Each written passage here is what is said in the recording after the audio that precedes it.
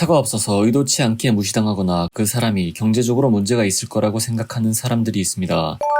여러분은 차가 없는 남자를 어떻게 생각하시나요? 차가 없는 이유는 두 가지로 나뉩니다. 첫 번째, 차를 유지할 능력이 안 된다. 겉멋에 빠진 카푸어들이나 명품 12개월로 할부로 몇 개 사다 보면 월급은 통장에 스쳐가는 돈일 뿐이죠. 이런 사람들은 데이트할 돈도 없습니다. 따라서 차를 사지 못하거나 차가 있어도 결국 팔아야 하죠. 보이는 것이 중요한 사람들은 차가 중요합니다. 대다수 남자들은 차에 대한 열망이 큰 것도 사실이죠. 삼국지에서 관우라는 인물도 물질적 욕심이 없어서 수많은 재물을 거부했지만 보이는 것과 체면은 매우 중요하게 생각했기에 최고의 찬사를 받는 매우 빠른 말인 족토마를 선물 받고는 굉장히 좋아했습니다. 이렇듯 요즘 남자들에게 예전 족토마와 같이 페라리는 꿈인 경우가 많죠. 하지만 페라리는 빚으로도 아무나 못 삽니다. 빚도 돈이 있는 사람들이나 많이 낼 수가 있습니다. 그래서 대체제로 아무나 빚으로 살 수 있는 차 중에 고르려면 멋도 좀 나고 여자들이 좋아할 만한 차인 벤츠 시클, BMW 5 시리즈를 사게 되죠. 좋은 차들이지만 카푸어들 때문에 이 차들의 인식이 요즘은 안 좋아졌습니다.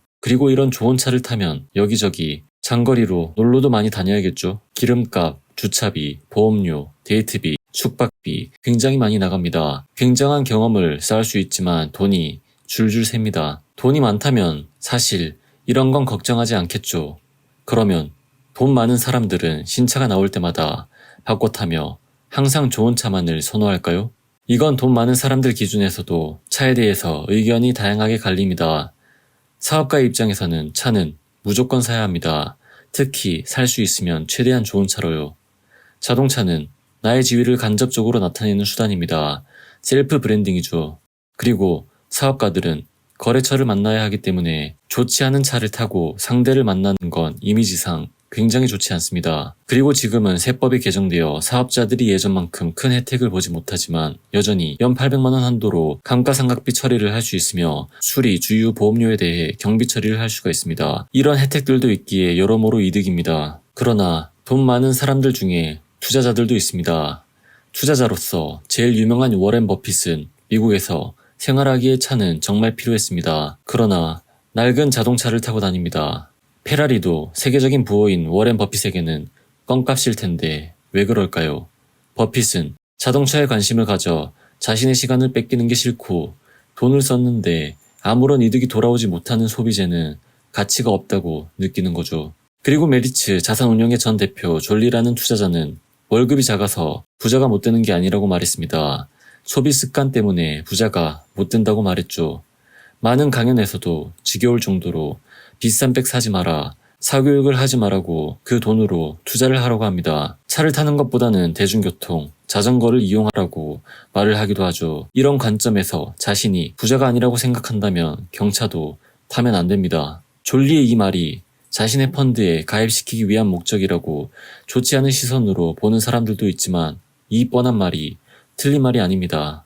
정답입니다. 돈을 써야 할 곳은 화려하게 보이고 실속 없이 아무런 수익도 주지 않는 소비재가 아니라 가치 상승과 수익 창출이 되는 자산을 사야지 내 돈이 늘어납니다. 차가 정말로 필요한 사람은 차를 사야겠지만 다른 수단으로 차를 대체할 수 있다면 현대차의 소나타를 대출받아서 사는 것보다 선입금 낼 돈으로 현대차 주식을 사면 5% 가까운 배당이 나오죠. 물론 주가 하락의 위험성은 있지만 반대로 주가 상승의 기회도 있습니다. 그러면 연애와 결혼의 관점에서 보면 어떨까요? 연애할 때 차가 있으면 당연히 점수를 얻습니다. 활동 영역이 넓어지고 여름엔 에어컨, 겨울에는 엉뜨로 온도까지 상대에게 맞춰줄 수 있죠. 그러나 차가 있어도 연애 못할 사람은 못합니다. 남자들은 여자를 유혹하려고 차를 사는 경우도 굉장히 많은데 이것만을 위한 거라면 사지 않는 게 좋습니다. 어차피 연애 못합니다. 그리고 결혼의 관점에서 보면 어떨까요? 차가 중요한 게 아닙니다. 집이 있어야 합니다.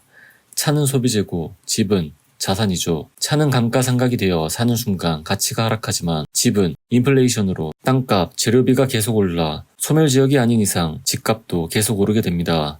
둘 다 대출로 샀다면 여자가 결혼해서 남자의 차값을 대신 내주면 남는 게 없지만 집값을 대신 내주면 그에 대한 소유권을 주장할 수가 있죠. 결혼할 때 요즘 여자들이 차를 보지 않고 집부터 보는 이유입니다. 그리고 남자가 차와 집 둘 다 없더라도 그 사람의 소비 패턴과 모아둔 돈을 보는 게 장기적으로 좋은 선택일 겁니다. 여러분이 슈퍼카를 한번 타보고 싶다면 페라리의 남자를 고르면 되겠지만 더 장기적인 것을 원할 경우 면밀히 따져 그 사람이 얼마나 개념을 가지고 사는지를 보면 여러분에게도 더 나은 미래가 펼쳐질 것입니다.